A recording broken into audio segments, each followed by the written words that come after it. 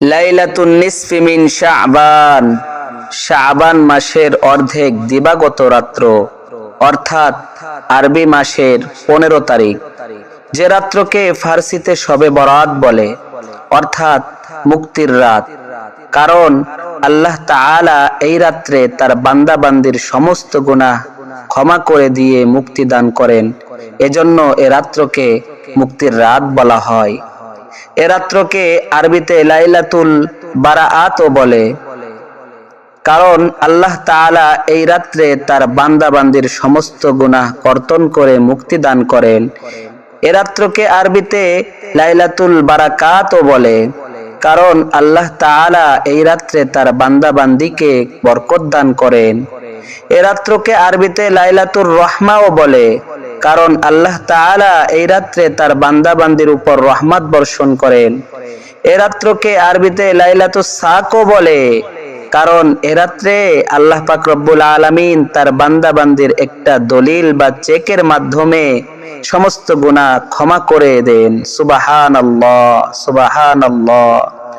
এ রাত্র এমন একটা বরকতপূর্ণ ও ফজিলতপূর্ণ রাত্র, এ রাতের শুরু থেকে ফজর পর্যন্ত আল্লাহ পাক রব্বুল আলামিন প্রথম আসমানে এসে, অর্থাৎ বান্দার খুব কাছাকাছি এসে বান্দাকে ডাকতে থাকেন, কে আছো গুনাহগার, আমার কাছে গুনাহ মাফির জন্য ক্ষমা প্রার্থনা করো, আমি তাকে ক্ষমা করে দিব। কে আছো অভাবগ্রস্ত, আমার কাছে অভাব মোচনের জন্য দোয়া করো, আমি অভাব মোচন করে দিব।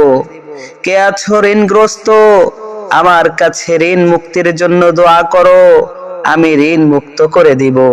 কে আছো বিপদগ্রস্ত, আমার কাছে বিপদ মুক্তির জন্য দোয়া করো, আমি তার বিপদ মুক্ত করে দিব। আল্লাহ পাক রব্বুল আলামিন দয়াশীল, আল্লাহ পাক রব্বুল আলামিন ক্ষমাশীল। আল্লাহ পাক রব্বুল আলামিন আমাদের খুব কাছাকাছি এসে এভাবে বলতে থাকেন, কে আছো, আমার কাছে কি চাও, আমি তোমাকে সবকিছুই দিব, আমার কাছে চাও, আমি তোমাকে দিব। সুতরাং এ রাত্রকে আমাদের কোনোভাবেই হাতছাড়া করা উচিত নয়। যার যতটুকু সম্ভব বেশি বেশি নফল ইবাদত ও দোয়া কান্নাকাটির মাধ্যমে কাটানো উচিত। আল্লাহ পাক রব্বুল আলামিন আমাদের সকলকে তৌফিক দান করেন। আমিন, আমিন। ওয়া আখির দাওয়ানা আলহামদুলিল্লাহি রাব্বিল আলামিন।